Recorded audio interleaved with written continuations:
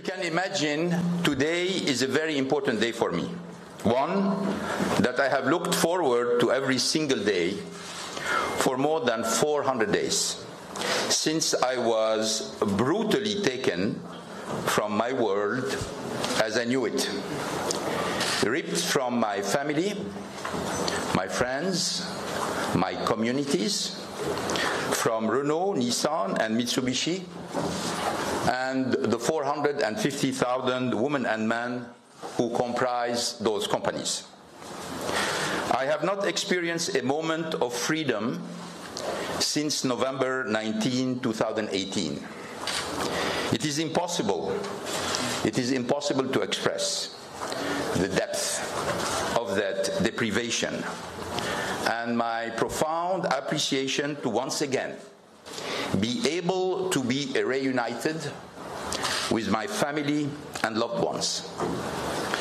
Today is also a poignant reminder of the day precisely 1 year ago when I appeared before many of you, as well as a Japanese judge and prosecutors in Tokyo. I pleaded my innocence I did so while constrained by handcuffs and bound by a leash around my waist, which was used to walk me into the courtroom. I was in the midst of being held indefinitely in solitary confinement after several failed attempts at bail. I had just spent the Christmas and New Year holiday alone and in confinement, and I hadn't spoken to or seen my family for 6 weeks.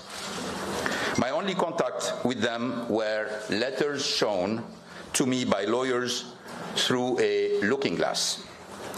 I had spent the previous months being interrogated for up to 8 hours a day without any lawyers present, without an understanding of what exactly I was being accused of, without access to the evidence that justify this travesty against my human rights and dignity.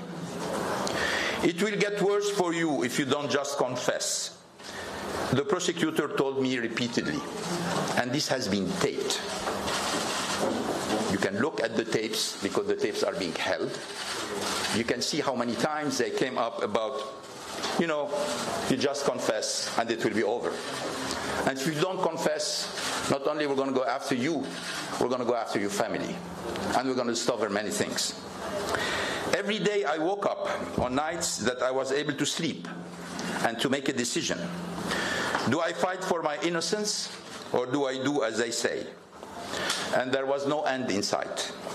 And those conditions remained more or less the same, day after day, week after week, month after month. The feeling of hopelessness was profound. And every day for over 130 days in detention, I fought for my innocence.